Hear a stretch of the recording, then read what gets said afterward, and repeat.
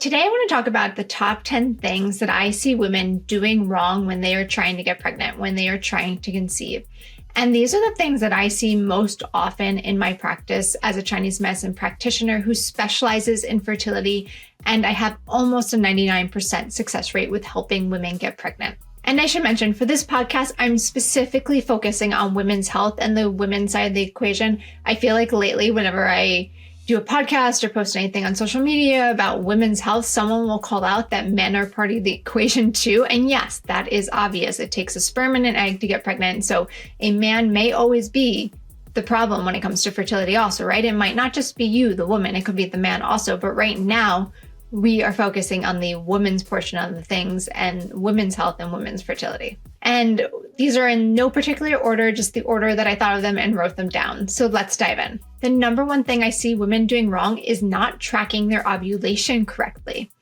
So you can only get pregnant one time a month, and that is around your ovulation. So if you're not tracking your ovulation correctly, you could just be missing the window altogether to getting pregnant. And this is something so simple that anyone can change today, right? So a lot of times what I see is women rely solely on apps to tell them when they're ovulating. Now, what apps typically do, unless they're connected to, your basal body temperature, like natural cycles can be through Oura Ring or something else like that, typically what an app will do is that it will go off your past cycles, right? So we'll see how long was your past cycle, and then just assume that your next cycle is going to be the same, and it will base ovulation off of that. And it will assume that you ovulated unless you put in when you actually ovulate, but it will assume that you ovulated 14 days before you get your period. Now, if you have a regular 28-day cycle and you ovulate on day 14, this will absolutely work for you.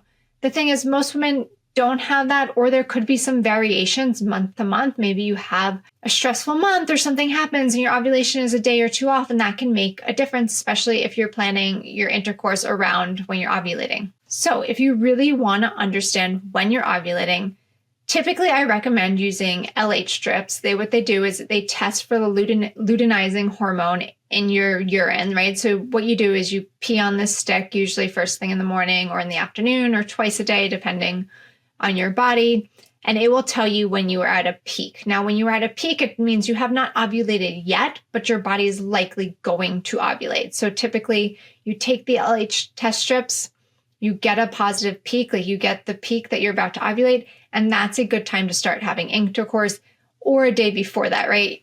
When you're trying to get pregnant and when you're trying to conceive, you always want to have intercourse a couple of days before you think you're going to ovulate. So you kind of just need to randomly plan it also sometimes. That being said, the LH test strips cannot confirm that you ovulated.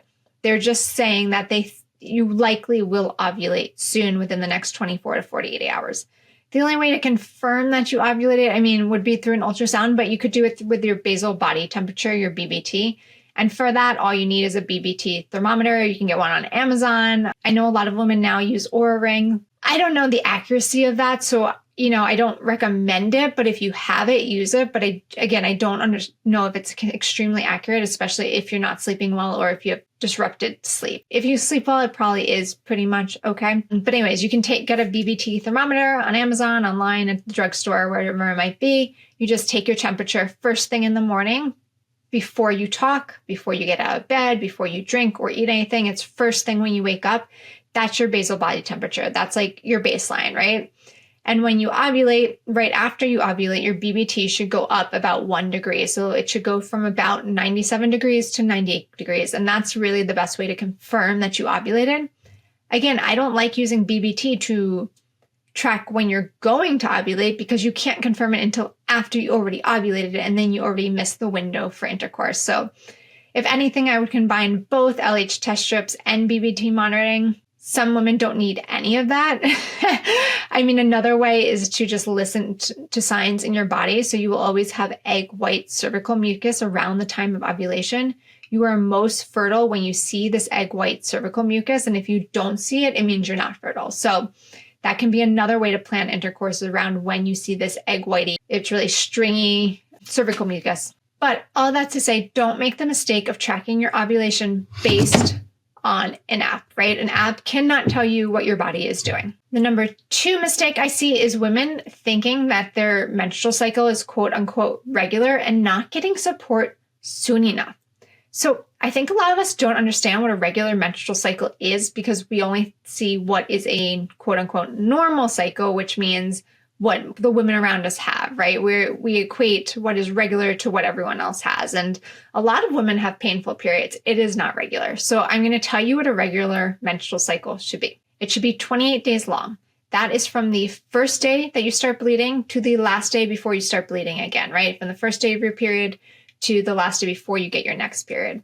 Some variation, 27 to 29 days, is also normal. You should not have any PMS symptoms, right? Emotional symptoms are not normal.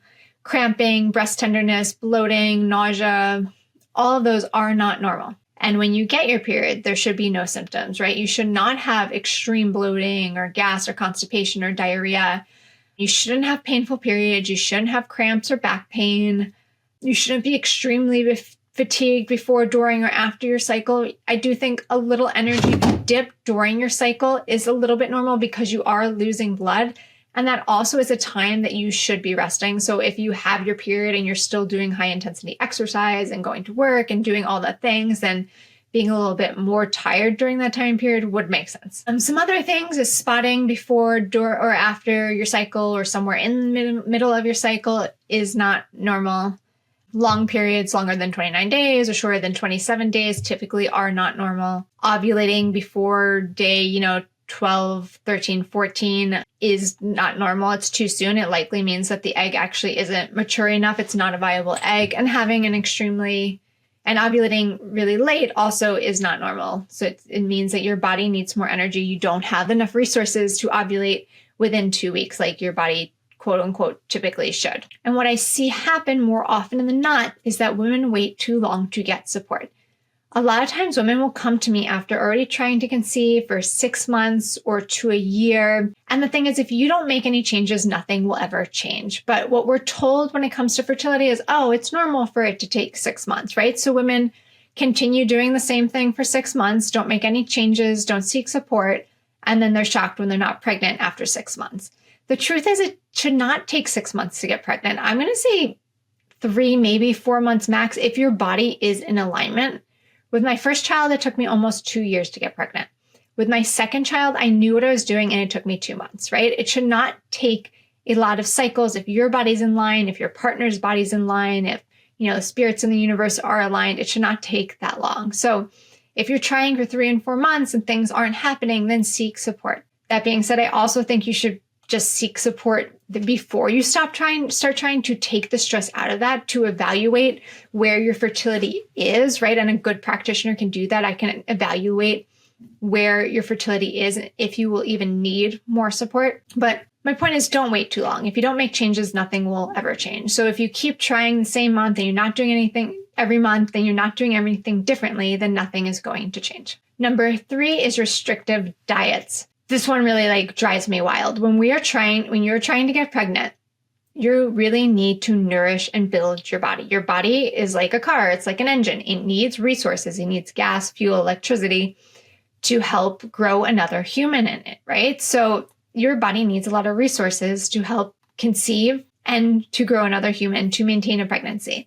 And if you're on restrictive diets, if you're cutting whole areas of food out of your diet, or you're only eating twice a day or once a day, or you're intermittent fasting, or all of these things, and you're not giving your body enough fuel that it needs to create these resources to maintain and support a healthy pregnancy. And this goes along with the restrictive diets, but intermittent fasting is one of the worst things a woman can do for her fertility. Your hormone production is at the highest in the morning, right? In those morning hours. And if you are not eating, if you're not giving your body fuel, carbohydrates, protein, fat during that time, then your body's not getting the fuel it needs to create those resources such as sex hormones to support a healthy menstrual cycle and support a pregnancy. So ladies, if you're not eating at least 3 meals a day and probably snacks in between if you're hungry, then you need to eat more. And number 4 is overexercising. And this kind of goes back to restrictive diets, but your body needs a lot of energy to grow another human, to literally grow another human within your body. It is so cool, but it takes a lot of resources, a lot of energy from your body. And if you are wasting that energy, that chi and high intensity workouts, and you're like sweating a lot, you're losing resources. You're bleeding resources that your body needs to maintain a pregnancy. And number 5 is saunas and hot workouts. And this goes back to workouts in general, right? If you're doing any workout that's super sweaty, but saunas or hot workouts, things where you're sweating a lot. So a big part of fertility is having enough blood and enough sex hormones. And in Chinese medicine, we relate sex hormones such as estrogen and progesterone to yin. Yin is a thick substance, a thick fluid, any thick fluid in your body. And hormones are thick fluids in our body. Now, to have the resources your body needs to create blood and to create these thick fluids, these hormones in your body needs hydration. It needs thin fluids. It needs something, a basis to create this blood and to create these hormones. And if you are depleting your body of hydration, of thin fluids through sweating it out, either in a sauna or a hot, sweaty workout, then you're depleting your body of the resources that it needs to have a healthy menstrual cycle, to get pregnant, and to maintain a healthy pregnancy. And a lot of times people use saunas and they use sweaty workouts because they think it's a quote unquote detox. The thing is, that is not how your body detoxes. You have a liver, and your liver is the only thing your body needs to detox, your liver and your kidneys, right? You don't need to sweat things out. You need to support your body by nourishing your body so that you have a strong liver and strong kidney energy so that your body can detox itself. Sweating just isn't the answer. And number 6 thing that I see women doing wrong very frequently, and I was a culprit to this myself with my first pregnancy, is putting all of your attention, putting too much attention on trying to get pregnant, right? Doing all the things, doing too many things and being too strict about it, not having fun, taking all the joy out of life, right? When you're putting all your attention on something you don't have, right? You're putting your attention on a pregnancy that you don't have, a baby that you don't have. You're putting your attention in a place of lack, right? And we want our attention to always be in a place of an abundance and joy. We put the energy that we receive the energy that we put out there in the world. So if we're putting out an energy of not having something that we want, that's not great for our overall energy, right? We want to have that energy of, I have everything I need in my life. I feel good. I feel joy and I feel happy now. So instead of focusing all of your energy on getting pregnant, yes, still do the things, right? Support your body, support your mind, align your body for fertility. But instead of focusing all of your energy on that, focus on things that bring you joy. Focus on things that make you feel abundant in the moment, right? Starting a gratitude journal, thinking about everything in your day that you're thankful for the things that you actually have right now, understanding that you have everything that you need. And a baby is a really nice addition to that. Doing things in your life that bring you joy altogether. I often relate this back to thinking about what you did as a child, what really lit you up, what made you happy. For me, that was always ballet dancing. So when I was trying to get pregnant with my first son and I was really struggling, I went back to ballet class and I got pregnant within 2 to 3 months of that, right? Shifting your energy can make a huge difference. My patient put it the best way the other day when I was essentially telling her she needs to find more joy. She's like, you're basically telling me I need to lighten up, right? And I was like, yeah, you need to lighten up, right? And we all need to lighten up. And number 7 is loading up on things like salads and smoothies and yogurt bowls and acai bowls, if they're still popular, eating cold foods and cold drinks. So like iced coffee, iced tea, iced water, ice cream, loading up on cold food and drink. And I talk about this all the time, and it seems so silly and so mundane, but it is so vitally important to fertility. So when you are drinking cold food and drink, your body needs extra energy to heat up that cold food and drink internally to be able to break it down, to absorb those nutrients into your body. Now, you have one salad, one smoothie here and there, not a big deal probably, right? But if you are constantly doing this, you are weakening the energy of your spleen and pancreas, which in Chinese medicine, we equate this energy of the spleen and pancreas to being responsible for digesting our food and upholding and supporting a pregnancy. So when you are eating cold food and drink constantly, you're weakening the energy of your spleen and pancreas, which is responsible for digesting and assimilating the nutrients from the food that you eat. If your body's not able to assimilate the nutrients from the food that you eat, your body's not getting the fuel it needs. It's not getting the resources it needs. It's not getting that energy that it needs to create these resources such as blood, yin, qi, sex hormones, right? On top of that, like I mentioned, this energy of the spleen is an upholding energy. It holds our organs in place and it holds our energy in place. And if you're eating a lot of cold foods, it can set you up for things like miscarriages, which I hate saying this because I feel like it puts blame on the women, and it's not meant to put blame. It's because we were brought up in a society that doesn't teach us how to eat right for the most part, in a culture that, we triumph things like salads and smoothies because they quote unquote have a lot of vegetables and nutrients in them. But the truth of the matter is we really need to focus more on warm foods to help support our energy, the assimilating of nutrients, and the upholding energy in our body. The number 8 mistake I see women doing when trying to conceive, when trying to get pregnant, is focusing too much on their physical health and really just ignoring or not addressing their mental health. When you are trying to get pregnant, your mind, body, and spirit all come into play. And I say this also because they're all connected, right? Your mental health is going to affect your physical health. And if we are not addressing our mental health, our thoughts, our beliefs, and our patterns, then it is going to affect our physical health, and maybe in ways that we can't feel or see quite yet, but in ways that will affect our fertility in the long term. When it comes to addressing the mental health, one of the biggest things I see is women trying to get pregnant, but not believing or trusting their bodies that they're able to get pregnant. And I see this a lot because that is what society tells us, right? There's this rhetoric, especially for women over a certain age, over 35 or 40, that it is quote unquote hard to get pregnant, or it takes time to get pregnant, or it takes work to get pregnant, or it's just really hard to get pregnant. And we hear this from everyone everywhere. And maybe you also hear this from your friends and family who had struggled to get pregnant. And the truth is, it doesn't need to be hard to get pregnant, but without the right tools, resources, and guidance, it can be hard to get pregnant. So women just naturally believe that it's hard to get pregnant. And this belief in itself makes it hard to get pregnant. It's really hard to do something when you don't believe it's possible, right? You wouldn't apply for a job and go on a job interview if you didn't think you were qualified and you didn't have some belief, some hope that you'd be able to get it. And the same thing goes for fertility. If you are trying to get pregnant, but in the back of your mind, you're like, it's not going to happen. It's not going to happen to me. Like, I don't trust my body. I don't think it's going to work. It makes it a lot harder to get pregnant. So it's always important when you're seeking support or whatever you're doing on your fertility journey to use a method that focuses on your mind, body, and spirit all together, because they are all connected. And number 9 is not having space in your life for a pregnancy or a baby.